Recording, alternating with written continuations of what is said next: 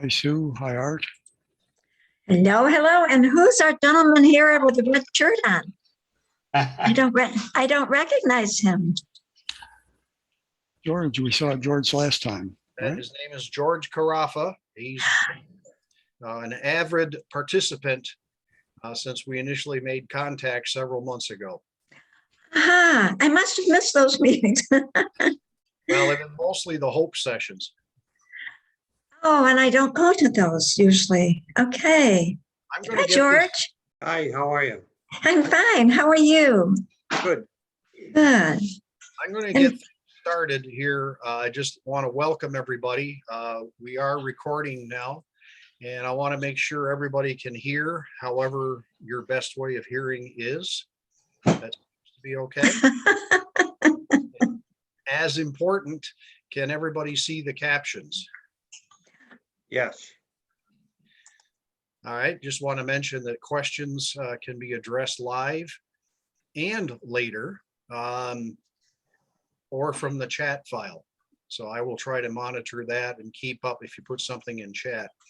And it'd be just raise your hand if you have a question. I also wanted to remind you to fill out the evaluation, which is at the bottom of the Zoom invitation that went out this morning. And it gives you instructions of how to send it. So, all right, we're going to start off. Our chapter has always been out there as far as trying something. I'm not saying it's premature, but it's something that I think everybody wants to hear about. And Lauren's going to start filling us in first with a refresher of the demo center, virtual demo center. Then we're going to talk about the subject of over-the-counter hearing aids and the flurry of companies that are now selling hearing aids online. So, Lauren, why don't you take it from here? Okay, I'll share my screen.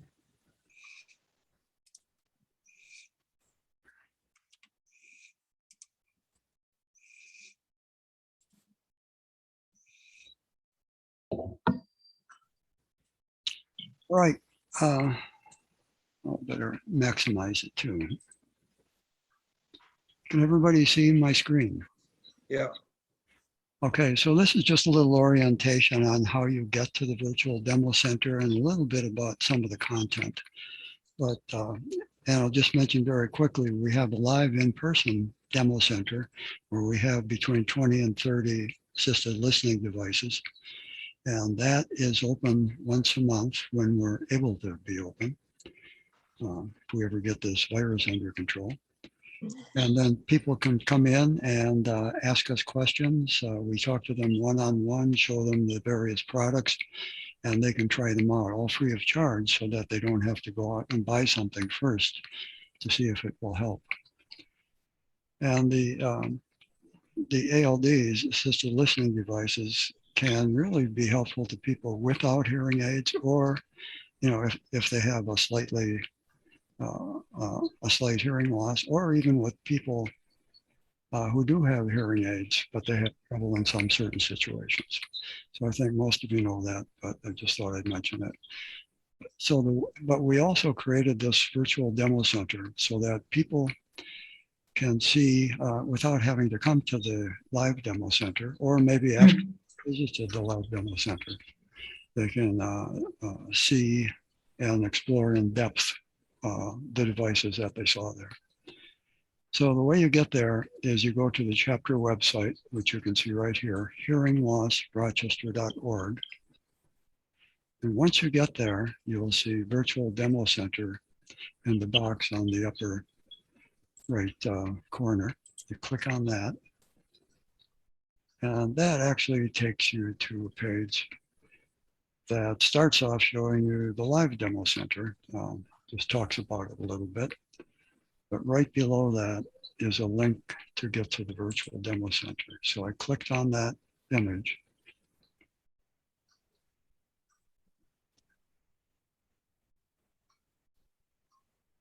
And here's what the front page looks like. It explains what you will see when you get here. We don't have to read this because you'll see it in a minute. You can also leave suggestions, what you like, what you don't like, what you'd like added to the virtual demo center. And there's an overview and a guide as well. So let's just jump right into it. Click on the red box.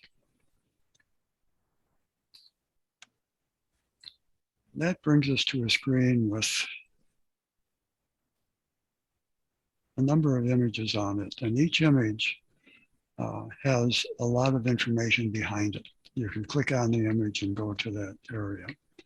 So demo center devices, what we actually have, devices that we don't have, but which might be interesting. Here, if you wear hearing aids or CI, the place to start, in my opinion, is with the hearing aid CI assistive accessories that are made by the manufacturer of the product that you're wearing. They know better than anybody else what works with their hearing aids. There are also smartphone and tablet apps, which have become quite popular over the last couple of years. Some of those can also help you and act as an assistive device as well.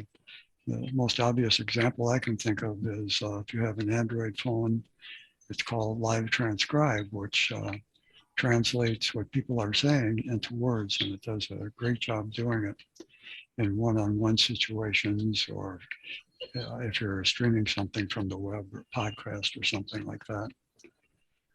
Then there's a section on over-the-counter hearing aids, which I'll talk to in a minute. There's a learning center with some videos that help you understand a little bit more about some of the hearing loss terms and some of the products that are used to help address it. Hearing friendly venues, which are places, and this is around Rochester. These are the only ones you really are familiar with. But places you can go where if you have a telecoil, and George, this is why you need the telecoil. They have a looped environment. Turn your telecoil on and you will hear very clearly. And then finally, some purchasing sources. Let me ask you a question. You have a picture of a church there. Is there all the churches or one particular one or what? This is just an image of one particular church that I found, but there, if you go to, actually, I think under resources, no, hearing friendly venues. What am I doing?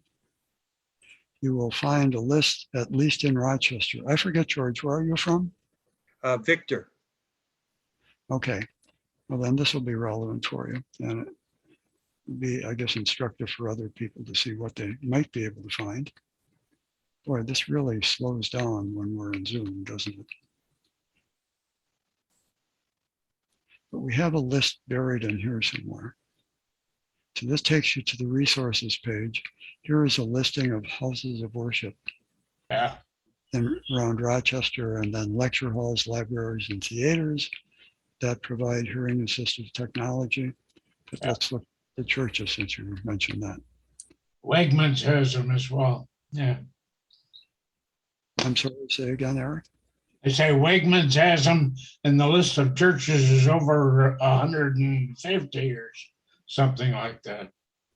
So on the left side, it shows a type of system. That's a hearing loop or an induction loop. Yeah. What? It says whether it's induction loop or FM or whatever it is. Yeah, and that's shown in the left-hand column as you go down. Does that answer the question, George? Yep, it does. Thank you. Okay. All right, so let's go back here. George, just when you get to the church, make sure you know where the loop is in that particular church. Yeah. So some are It may not be the whole sanctuary. They may have just done a certain section. Gotcha. And sometimes it's sort of spotty. Depends on where you sit, whether you'll pick it up cleanly or not. It depends on how they've mounted the wire too. They want to try go till I have to tip my head to get the orientation right. So I don't know if we need to go any deeper here.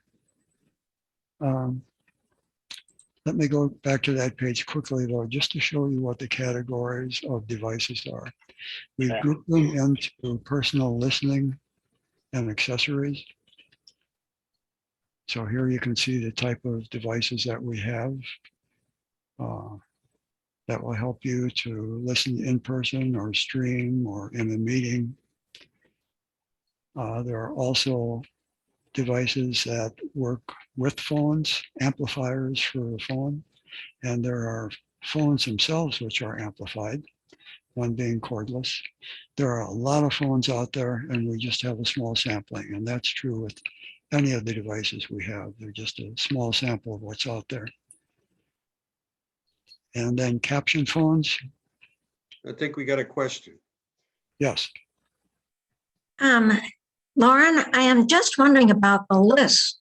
I've been hearing recently about one facility, the Eisenhardt Auditorium downtown next to the Rochester Museum and Science Center. Mhm. I know they have had a loop. I remember using it many years ago. And when I called there about attending a program next month, they said it hasn't been working for years. It's not And yeah, so I'm just wondering how can we go, just not for now, but sometime we might want to think about how we can make sure that everything that's listed on our website, facilities that do have an assistive listening device or system, that they're really up to date and they're working. well, right. So make That's sure. another whole question in itself, but I volunteered our wonderful technology committee, including you and Eric and Charlie and Dan and all of you. I said, oh, we have the best technology committee in the world. And I'm sure they would be more than happy to take a look and see if they can tell you what's wrong. But then they said, well, there's going to be a $100,000 renovation needed and they'll address it when the time is right. But we need to keep that in mind. The new director of the museum spoke to the Chatterbox Club, and I was in attendance. And I followed up with. I spoke to her at the presentation, and I sent a follow-up letter saying, "Hey, no charge consultations, fixes, whatever. And as long as you're renovating, we'd like to have input on some of that." Wonderful. Yeah. Oh, Eric, great. But I've heard nothing back, and it's been over a year now. Okay, we'll Okay. take that one. We'll take that one offline. I think that's a good idea. too. And we should, in fact, we should go and check some of these loops out as well to make sure they are operational. Because why wait for a year-long renovation if you can have it today? So, but that's great. Thanks for mentioning that. So back to this. I'm sorry, I'm trying to sort of speed through it so I don't wind up taking time away from people who want to discuss possibly their hearing issues and how we might help them. So we also have there are caption phones. We have a few of them actually in the demo center. I've just shown two here. And then hearing and induction loop devices. We were just talking about that, right? Even if you don't have a telecoil in your hearing aid, and you don't have hearing aids, let's say, you can use something like an induction loop receiver, which has a telecoil, and then plug in a set of headphones and hear what's coming through the telecoil. Yeah. Or portable info loops. This is called a portable info loop. It's really a hearing loop. And if you go into Wegmans, when you go to the customer service counter or to the pharmacy counter, they will have one of these. It might not be in your view, but they have them there so that you can turn on coils and hear what the person on the other side of the plexiglass is saying more clearly. You may have to ask and you may have to tell them to turn it on, but they do have them. Likewise for the checkout, some of the checkout lanes have them as well. And then other devices like a passive neck loop, which is your own personal little loop, really. And amplified neck loop and some fairly new products like the Be Here Access. finally, for people who have possibly profound hearing loss, or for people who are deaf, there are alerting devices as well, and there are a lot of those out there too. So those are the categories. And if anybody would like more information on any of these, I would say either leave a question on the virtual demo center on the front page, or click on this questions and just say that I'd like to talk to somebody about this device or a couple devices. Just a quickie, Lauren. We can arrange to talk to you then. The pocket talker that you've got on the screen right now, the Mach 2 pocket talker, has a T-coil built in, so that's also a T-coil listener. Yeah, right. A number of them do. That's right. That probably should be shown down here as well in induction of devices. Sorry for the fast scrolling. I'm just trying to confuse you, that's all. So at this point, do you have any questions, or if you don't, the place I'd like to go next, rather than going into detail on devices, is to talk a little bit about the over-the-counter hearing aid. Let me ask you a quick question. Uh-huh. On this meeting on Sunday or Saturday, which one of these devices, or do you have all of them, or how many of these will be available to, to take a look at? We'll have this one, the Pocket Talker. Yeah. We will have these devices here, at least a couple of them. These are all the newer technology that I was talking about. We'll have, I think I brought this one along too, and we don't have any amplified phone. I'll have the counter loop there working, a loop listener working, and a wireless mic do-it-yourself rig working. And we have a caption call phone that will be there. Eric will bring the equivalent of this one along. Yep. And I'll be bringing that along too. Eric and I will both have induction loop receivers there, so that you, for instance, can put, if you don't wear hearing aids, or even if you do, but you don't have a telecoil, you can plug a set of headphones into this thing. Yep. And you can pick up the signal that's generated when somebody talks into a mic that's connected to this little induction loop. I go to 2 different churches, and I've donated those induction loop receivers with a note that says, if you're curious what's on the loop, try these. And it's amazing. They get used at every service. Yeah, it's eye-opening, really, ear-opening. Hey, Lauren, this is Dan. Uh-huh. George, is there something particular you're hoping to see at the Penfield Library, or you're just wondering what's there? Well, as I said, my issue is more the TV. And, I'm very interested in that loop and or something that will,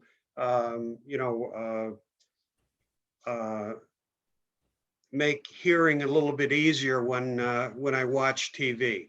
Yeah. Otherwise, I'm pretty good in terms of listening to people and that type of thing. George, So, let me just mention that the thing I mentioned right up front about hearing aid and CI assistive accessories, that is really the best place to start. Can you tell me again what your brand is of hearing aid?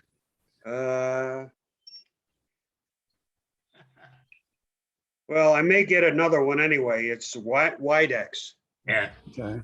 So if you click here, and by the way, you can access this from your browser. It's free and open for anybody to use to do their research. This takes you to the Widex site in the section where they have accessories that work with their hearing aids. And if we ever get there. But if you're gonna get a new pair of hearing aids, you may want to wait. I'm not until gonna, then. Yeah. I'm more interested in just understanding what the ramifications are of these different, Yeah.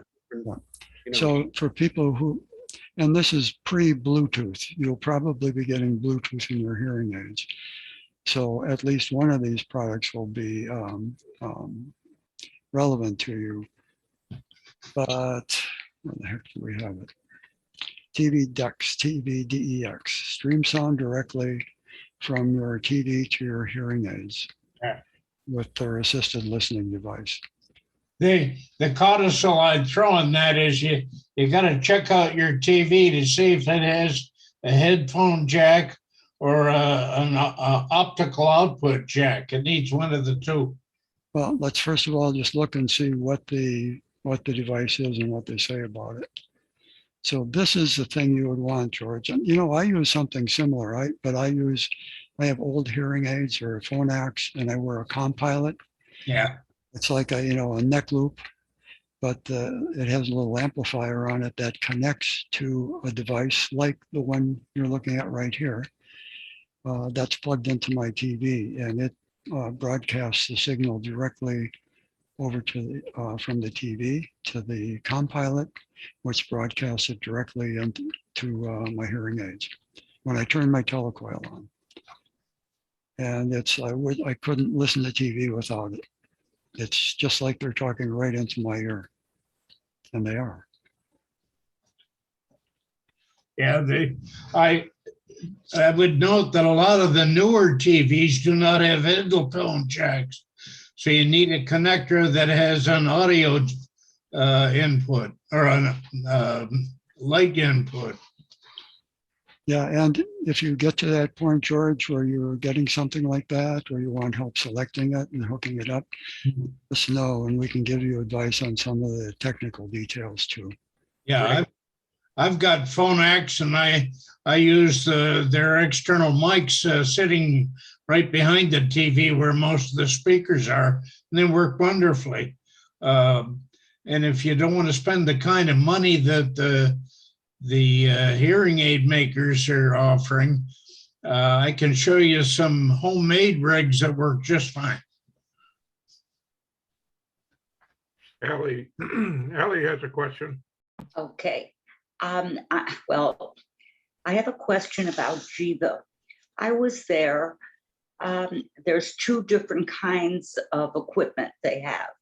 The person who hands this out seems to know nothing about which is for hearing aids, so I was there for the last production, and I always get the one that that is over your neck and it plugs in. However, it was very unsatisfactory. It did not, the sound did not come to my ear. I was very, very unhappy about it. And she said, well, maybe you need the other kind that is like plugs into your ear. But I said, I have hearing aids. That's not what I ever use. So I wonder if you do you have any idea what the situation, what the status is with Jiva and their audio equipment? Anybody familiar with that? I'm not. I can. This is Dan. Some time ago, I did a site visit at Jiva with Tim Witcher, probably like 4 years ago. And they do use neck loops. And that's what I would have done too, especially for you, Ellie. The only problem with neck loops is they do go bad after a while. So I don't know, it could be batteries. The neck loop might not have been fully plugged in. Maybe it's faulty. Maybe it needs to be replaced. But the other problem with Jiva is the microphones, where they're placed. They're placed way up in the ceiling. And if the actors don't have mics directly pinned to them, then it's very hard to hear, very hard to understand. Yes. And I always stress that, they all got to be mic'd. But they came back and said, well, it's up to the director. If the director allows them to be mic'd, great, but some directors don't want that.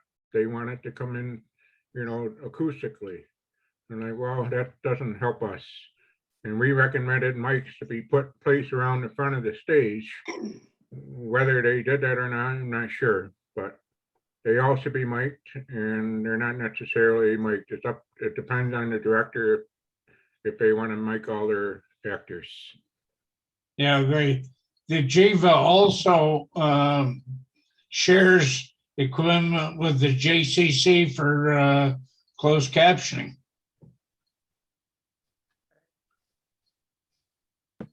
So that's the situation. If you do go to Jiva again, it wouldn't hurt to bring your own neck loop, especially one that you know works. And then you can plug it Bring in your if you have own one. what? Your own neck loop, if you have one. I don't know if you do. but- I don't have one. Okay. Yeah, they're about $50, but you Yeah, can see them. They're right here. Lauren is pointing at one. I own one, and I take it to the AMC theater. They'll give me a box kind of like that induction loop receiver with headphones, and then I'll say I'll unplug the headphones and say I don't need the headphones. I got my own neck loop. yeah. And I plug that in, and I could sit in the seat in the movie theater and hear the whole movie in my ears. And not to mention, you have to turn your T-coil on as well for that. Yes, you do. Yeah, anytime you're using the neck loop, you got to have your T-coil activated. Yeah. When I go to the Carousel Theater down in south of Auburn there, they have an FM system. So I carry my own FM receiver to pick it up. That way I know it's all charged and I can search for the proper frequency.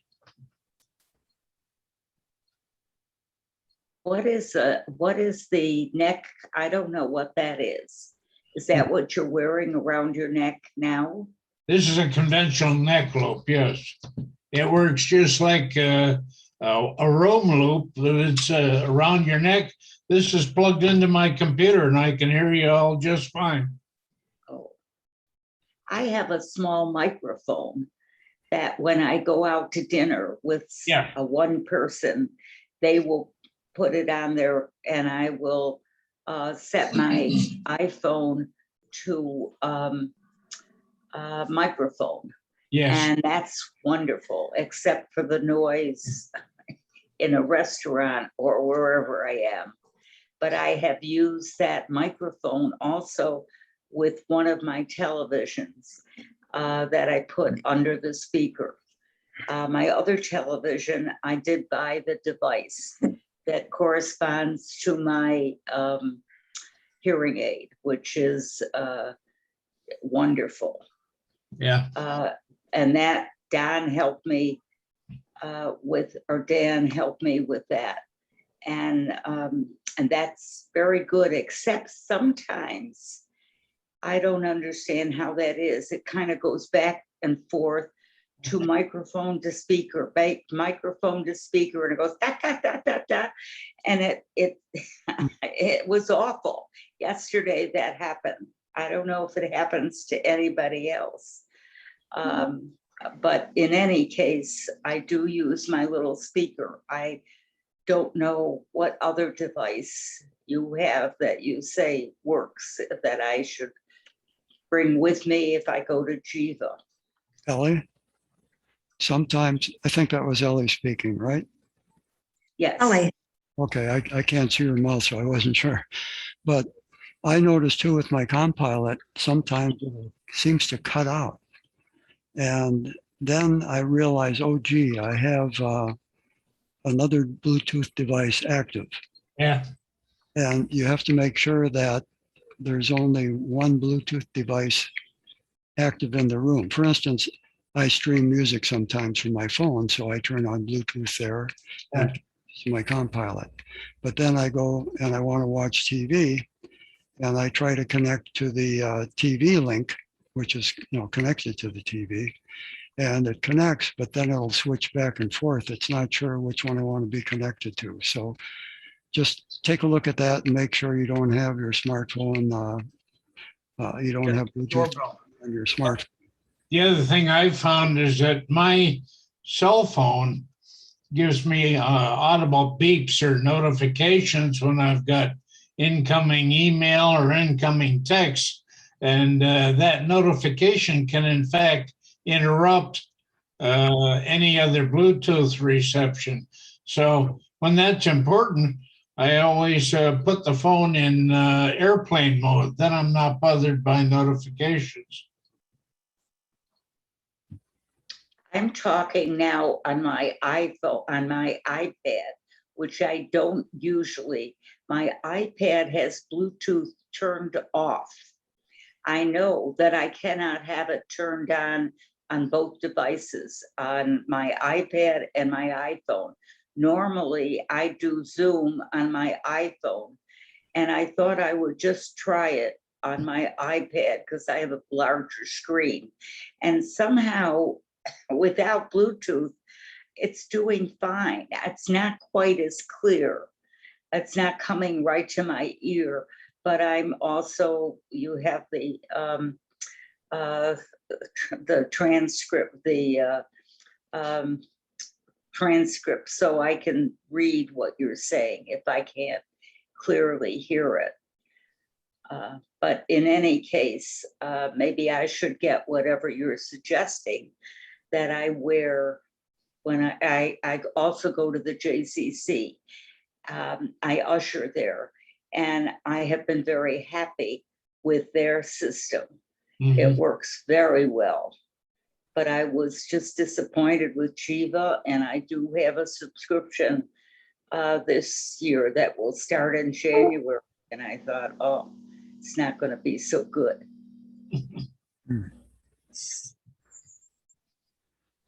Dan, that it was 4 years ago or so that you went to Jiva, right?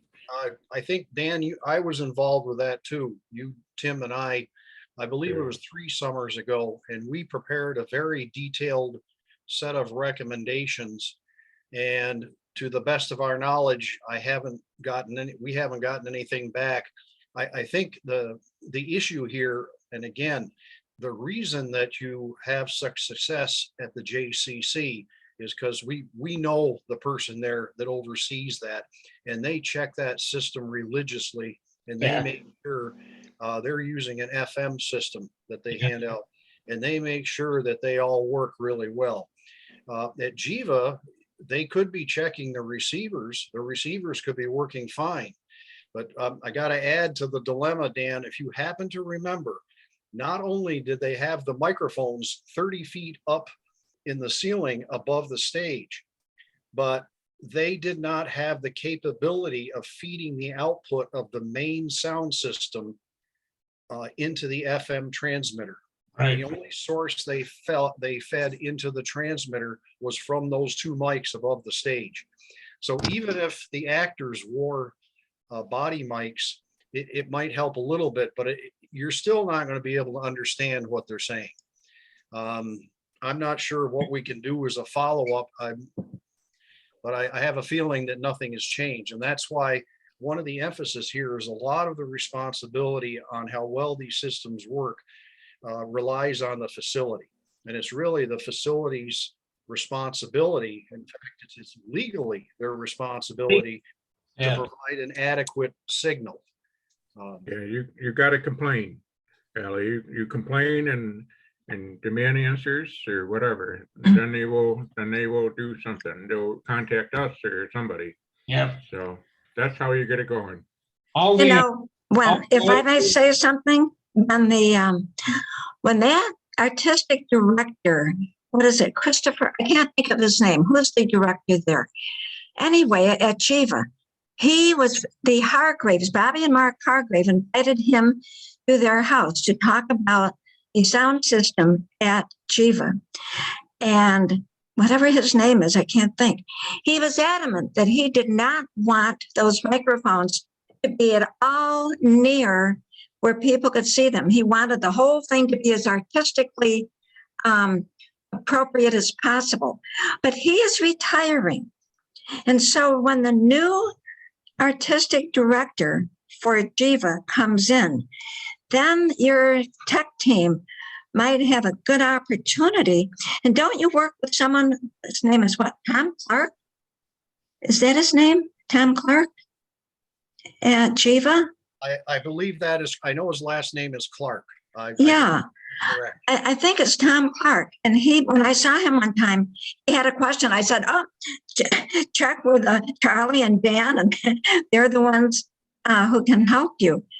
And but anyway, I think we'll have a chance of getting a new sound system or whatever when the present artistic director retires. So keep that in mind. He's never wanted to, he wants it to look so authentic, and microphones don't have authenticity. Yeah, I'd just like to emphasize the importance of speaking up. Every time I talk to people that should but don't, what I get is, well, we haven't had any complaints, and all enforcement of the legal aspects is based on complaints. You've got to speak up.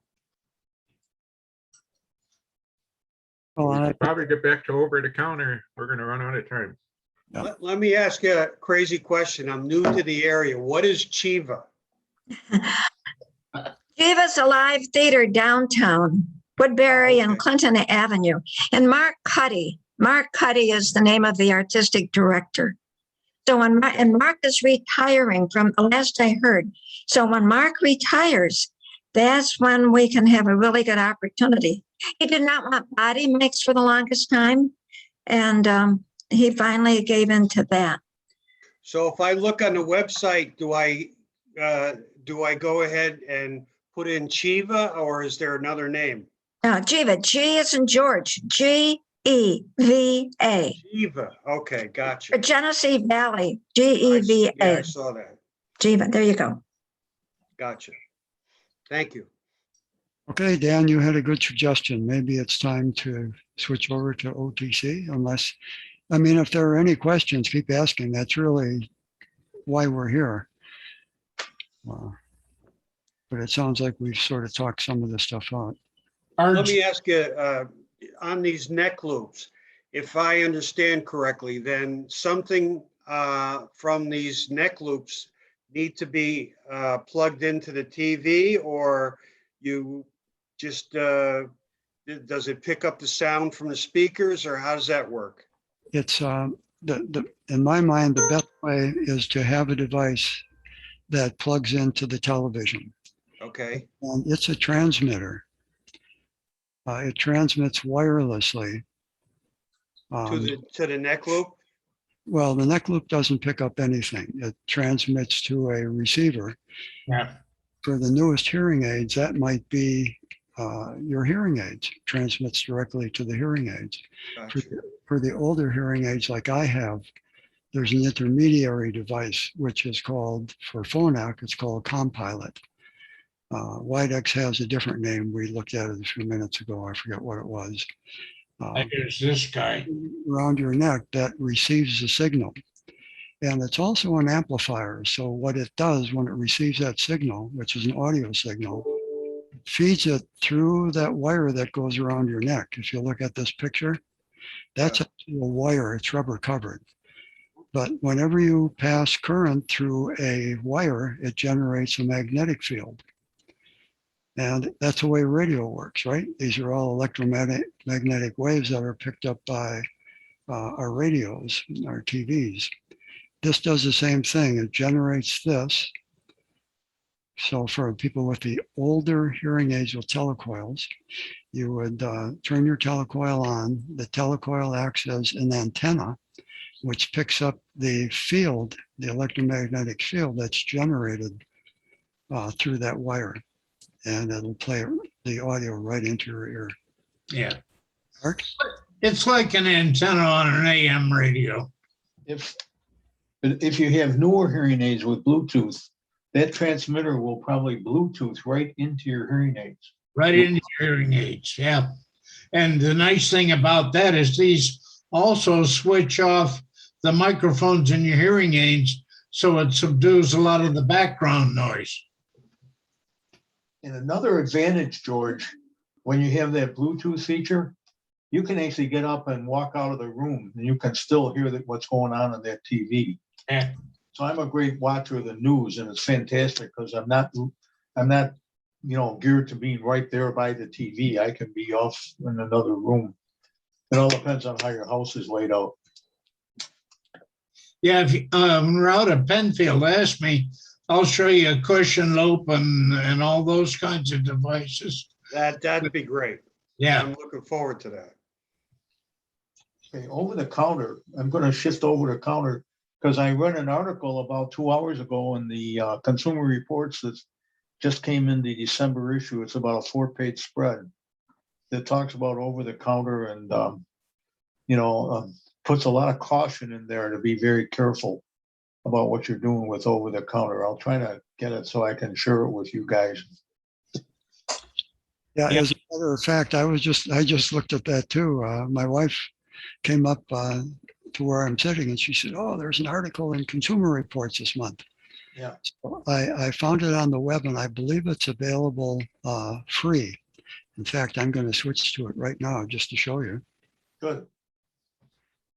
And I think you can go to Consumer Reports. You want to search on Your Guide to Hearing Helpers. And Consumerreports.org. they talk about the different types of devices. Traditional hearing aids, they break them down real nicely into different categories. The sound amplification products, and then direct to consumer hearing aids. Yeah. And self-fitting, like Bose, for instance. And then there's a whole big article. So I would suggest you take a look at that if you, even if you don't subscribe. I believe this article is free. Yeah, as you know, or may know, I sit on the New York State over-the-counter committee, Department of State sponsored, but the feds have finally released a proposed standard for OTC aids that is bound to attract a lot of reaction and public comment. So the verdict is still out on those, and the standard still does not exist.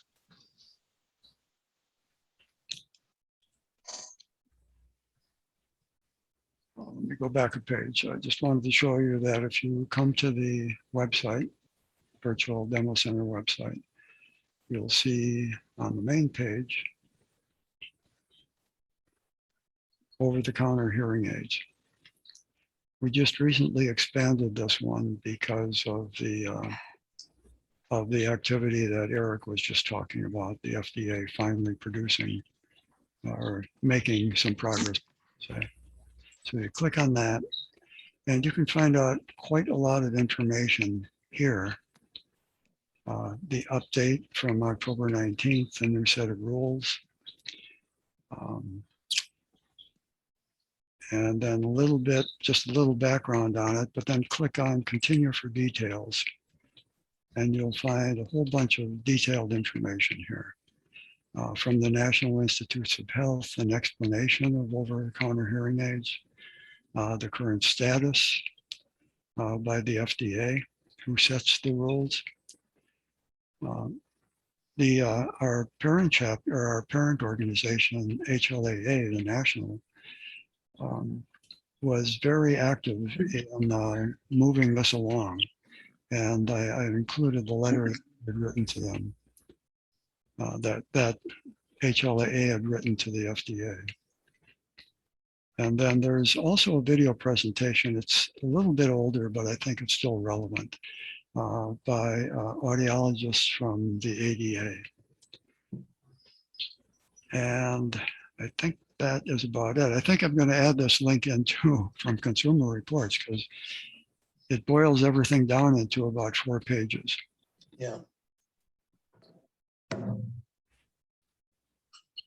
So my main concern here, and I think all of us in the chapter have a concern that when people open up almost any magazine today, they will see hearing aids, low-cost hearing aids advertised. And I mean, we can't even figure it out. And we've been working on this for years, but it's very confusing to people. And some of the stuff that's being sold is absolutely junk. Yeah. Even if you pay $200 or $300 for it, it doesn't do anything more than maybe just amplify the volume. Well, that's not the problem most of us have. Most of us say, well, the volume is fine. I just don't understand the words. So you need something a little more sophisticated than that. and some of it is just poor design. So, and I think as Art was saying, and Art has been advising us on, we need to become more active in our chapter. Understanding over-the-counter hearing aids, we expect there will be more and more people who come to ask us questions about that, and we have to be ready to give answers.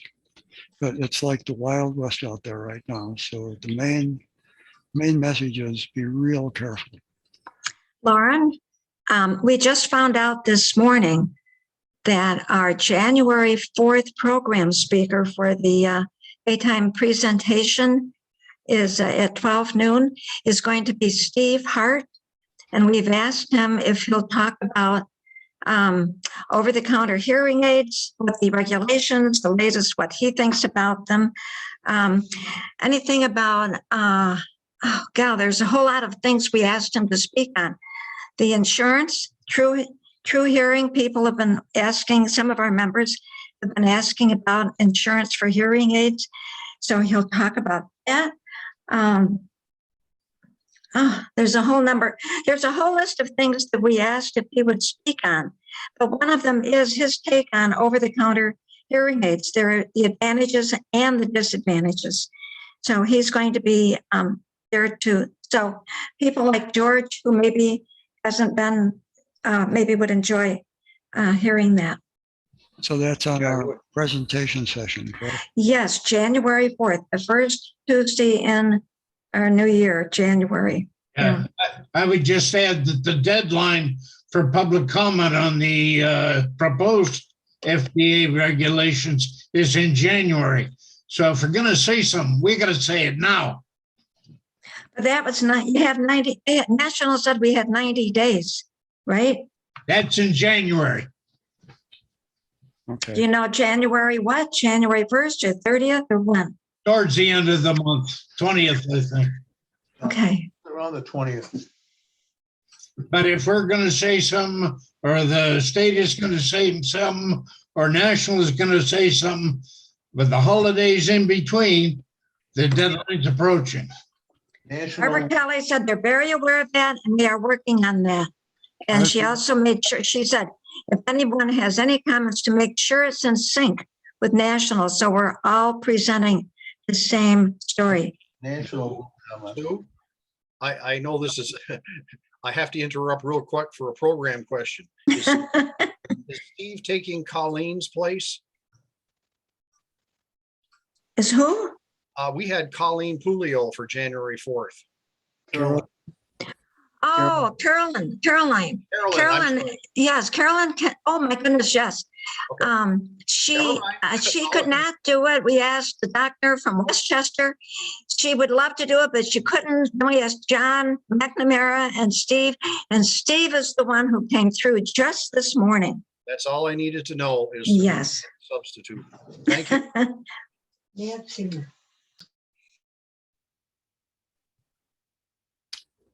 okay, so at any rate, I guess I think that's all we really needed to say here right now. That's about all we know about the whole subject. I guess I could say one other thing regarding OTCs. Bose, who, as everybody knows, is widely respected in the audio field, has introduced hearing aids, a pair of hearing aids just recently. They sell for about $850 for the pair. And they have been, it's a new category, basically, that the FDA has given them. They've cleared them, as they say, for marketing those hearing aids. Nobody else, no other hearing aid except prescription hearing aids have been authorized to be sold. So everything you see in those magazines, there's, even if they say FDA approved, FDA cleared, forget about it.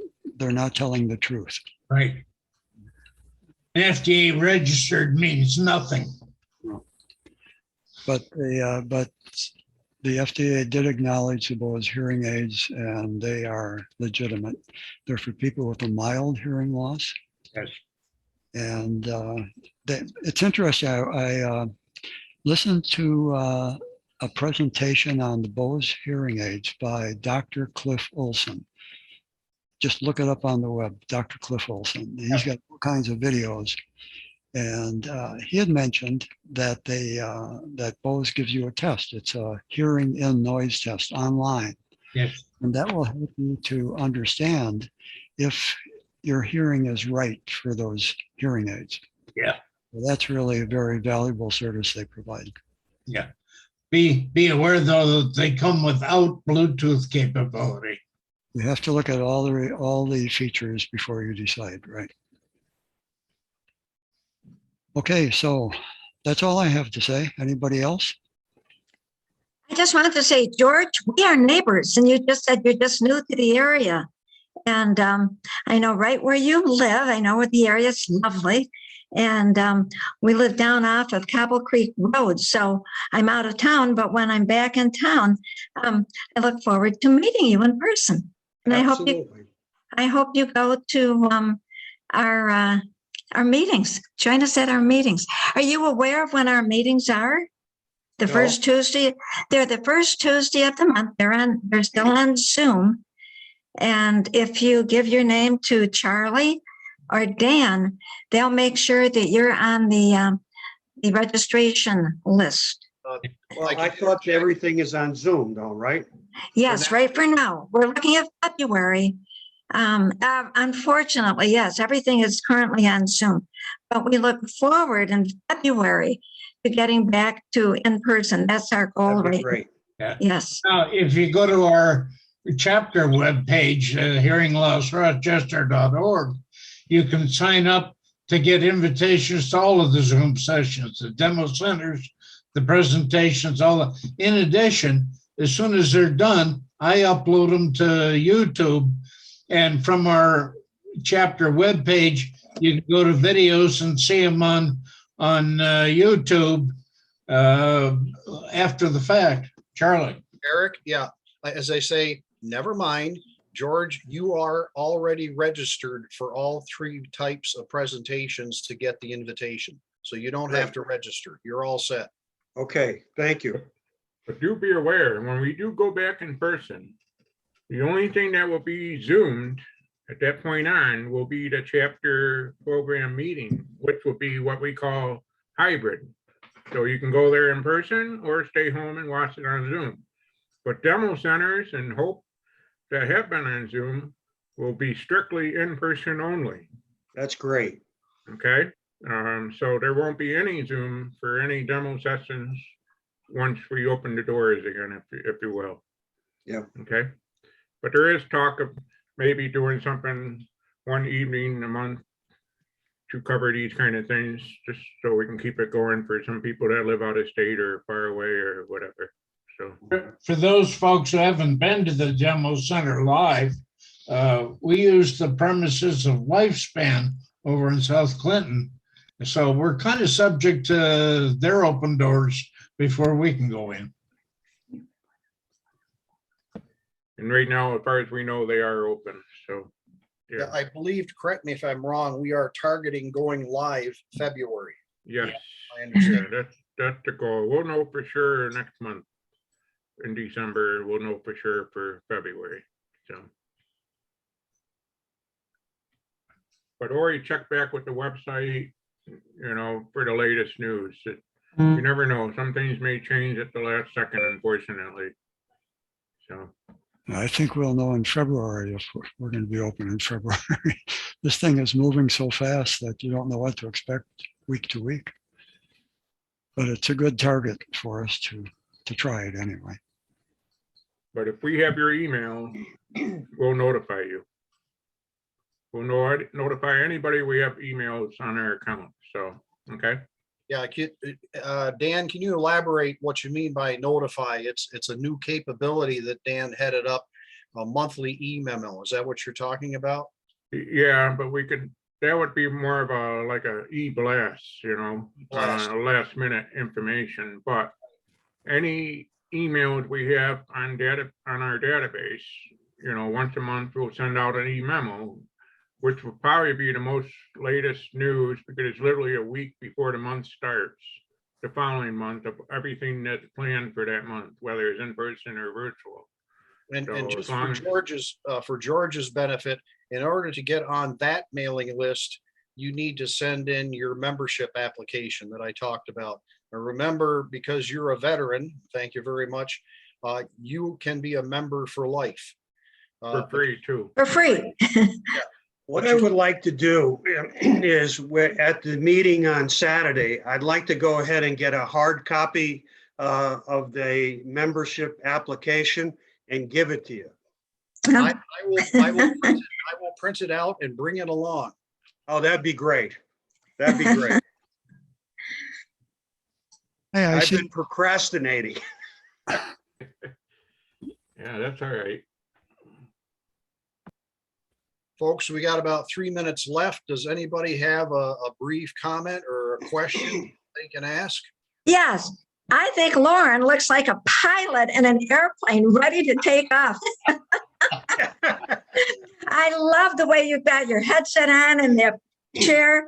You look just like a pilot for Delta Airlines. Lauren, you're so great to do this every month. Thank you so much. And Charlie and all you guys. It's only because you can't see some of the peripheral equipment that you're singling out Lauren. Well, with the headset, it's the headset and the chair that makes him look like he's in the pilot seat. Hey, Fred, your camera looks like it needs to be cleaned, Fred. I've noticed it's getting blurry here. Okay, Yeah. Go ahead, Maybe, Lauren, I'm sorry. Fred, do you have a piece of Scotch tape over your camera? no, it might just be the location where I'm at here. I think it needs to be cleaned. You need to wipe the camera. I don't think it's pixely or anything. I think it's just blurry. I think you got a smudge on there or something. Okay, we'll clean it up after we're done here. All right. Okay, folks, we're kind of towards the end. Unless somebody has anything else, I'm going to stop recording. Just give me a moment. Just a final hello to Charlie Cantor and on Long Island, North Shore chapter. Always good to see your name, Charlie.